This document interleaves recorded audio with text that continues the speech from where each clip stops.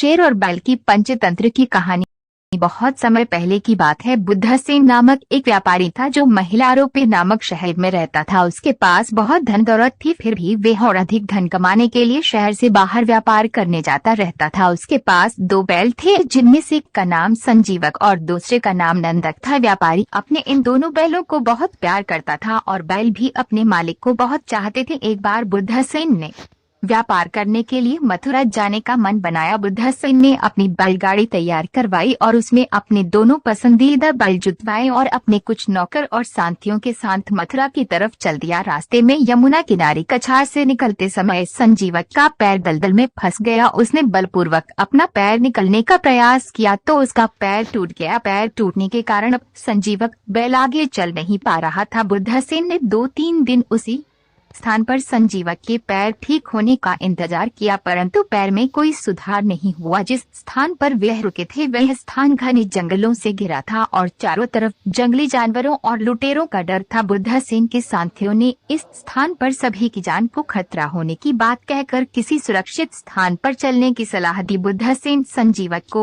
बहुत स्नेह करता था और वह उसे छोड़कर नहीं जाना चाहता था। फिर भी अपने साथियों की सुरक्षा को ध्यान में रखते हुए उसने संजीवक के पास 2 नौकर छोड़ दिए और मथुरा की ओर चला गया। वे दोनों वहां एक ही रात रुक सके और जंगली जानवरों के डर से भाग गए और बुद्धसेन के पास जाकर संजीवक बैल के मरने और उसका अंतिम संस्कार करने के उपरांत आने की झूठी बात बतला दी। बुद्धसेन को बात सुनकर बड़ा दुख हुआ। संजीवक जिस स्थान पर था उसके आसपास हरी हरी घास थी। संजीवक ने घास खाकर अपने प्राण बचा लिए। दिन बीतते गए और संजीवक का पैर भी ठीक हो गया। यमुना के किनारे घास की कोई कमी नहीं थी। संजीवक जी भर कर घास खाता और यमुना का शीतल जल पीकर बड़ा ही हष्टपुष्ट और बलवान हो गया। वो स्वच्छंद होकर यमुना किनारे विचरण करता और मिट्टी और झाड़ियों में सींगों को मारकर उन्हें पानी करता और जोरों की हुंकार भरता। एक दिन पिंगलक नामक शेर जो उस जंगल का राजा था पानी पीने के लिए वहां आया। उस समय संजीवक जोरदार हुंकार भर जोरों की गर्जना कर रहा था।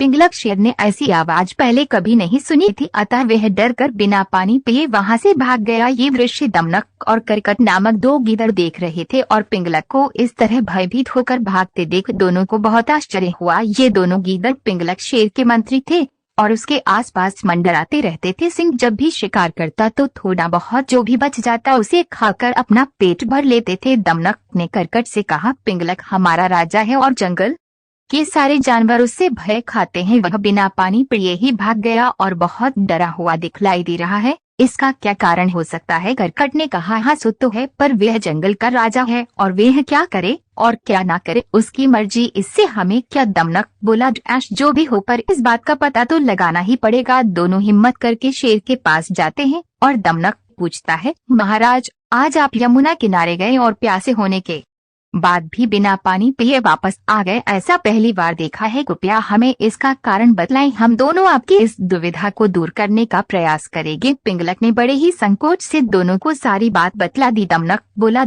महाराज आप इस जंगल के राजा हैं और वे प्राणी जो भी हैं हम उसे आपके सामने लेकर ही आएंगे। दमनक और करकट दोनों गिद्ध उसी स्थान पर जाकर छुप जाते हैं जिधर संजीवक बैल रहता था। दोनों को कुछ देर बाद बड़ा ही हष्टपुष्ट बैल दिखलाई देता है जो जोरों की गर्जना कर रहा था। दोनों को समझते देर नहीं लगी कि ये प्राणी वही हैं जिससे डरकर शेर भाग गया था। दोनों डरते हुए उस बैल के पास जाते हैं। दमनक बैल से कहता है, आप तो बहुत बलवान और शक्तिशाली हो और ऐसा प्रतीत होता है मानो आप ही भगवान शिव के वाहन नंदी हो। इस जंगल में हमारे राजा पिंगलक का राज चलता है। वो आपसे मित्रता करना चाहते हैं और आपसे मिलना चाहते हैं। पहले तो संजीवक नामक बैल को कुछ संदेह हुआ, परंतु फिर वह दमनक और करकट की बातों से सहमत हो गया और शेर से मिलने उसकी गुफा पहुंच गया। वहां पहुंचकर दमनक ने शेर को सारा किस्सा सुना दिया। संजीवक के बलशाली शरीर को देखकर पिंगलक बहुत प्रभावित हुआ और दोनों में दोस्ती हो गई। अब दोनों का ज्यादातर समय साथ ही गुजरता था। संजीवक की सादगी और दोस्ती के प्रभाव में आकर पिंगलक ने शिकार करना कम कर दिया और वह सिर्फ पेट भरने के लिए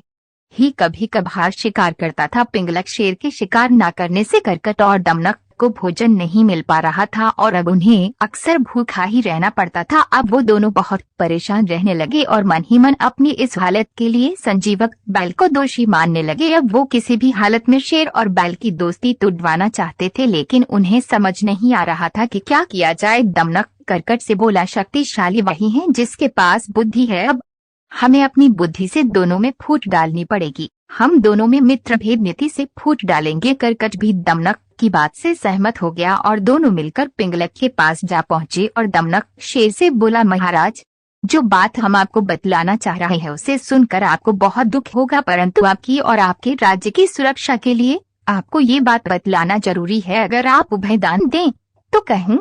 पिंगलक बोला, दमनक, तुम जो कहना कहते हो, निडर होकर कहो, मैं तुम्हें अभयदान देता हूँ। दमनक बोला, महाराज, संजीवक को अपनी ताकत पर बहुत घमंड है और वो अपनी ताकत के बल पर आपको मारकर आपके राज्य को हड़पना चाहता है। मुझसे कह रहा था, इस काम में मेरी मदद करोगे तो तुम्हें राज्य का मंत्री बना दूंगा, पर मैं तो आपका वफादार हूँ, इसलिए आपको सारी बात बतला रहा हूँ। दमनक की बात सुनकर पिंगलक को बहुत दुख हुआ और गुस्सा भी आया और दमनक से बोला, नहीं, संजीवक मेरा बहुत अच्छा मित्र है, वह ऐसा क्यों करेगा। दमनक बोला, महाराज, राज्य का लोभी भाई को भाई का दुश्मन बना देता है, तो संजीवक क्या चीज है। शेर और बैल में मित्रता होना स्वाभाविक भी नहीं है। आप मांसाहारी है और वह शाकाहारी जीव है। दमनक की चतुराई भरी बातें सुनकर पिंगलक को दमनक की बातें सही लगने लगी। इस प्रकार उसने शेर के दिमाग में बैल के विरुद्ध जहर घोल दिया। अब अपने कार्य को आगे बढ़ाते हुए संजीवक बैल के मन में शेर के विरुद्ध भावना भड़काने के लिए दोनों संजीवक बैल के पास पहुंच जाते हैं। दमनक संजीवक से कहता है, मित्र,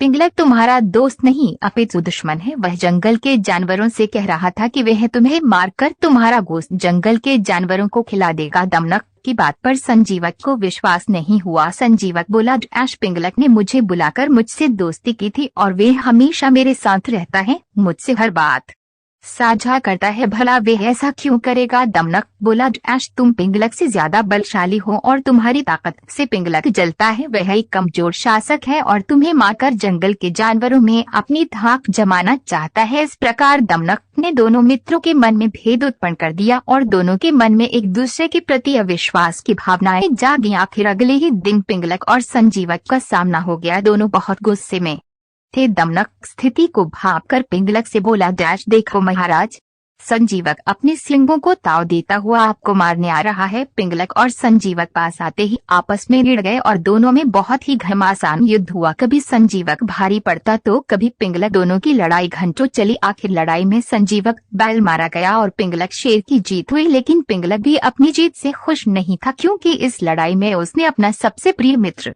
खो दिया था। संजीवक के मरने से दमनक और करकट दोनों बहुत खुश थे। आखिर उन्होंने मित्रभेद नीति का सहारा लेकर दो मित्रों में फूट डालकर अपना कार्य सिद्ध कर लिया। शिक्षा। शेर और बैल की कहानी से हमें शिक्षा मिलती है कि बुद्धि का प्रयोग कर कठिन से कठिन कार्य किए जा सकते हैं। शक्तिशाली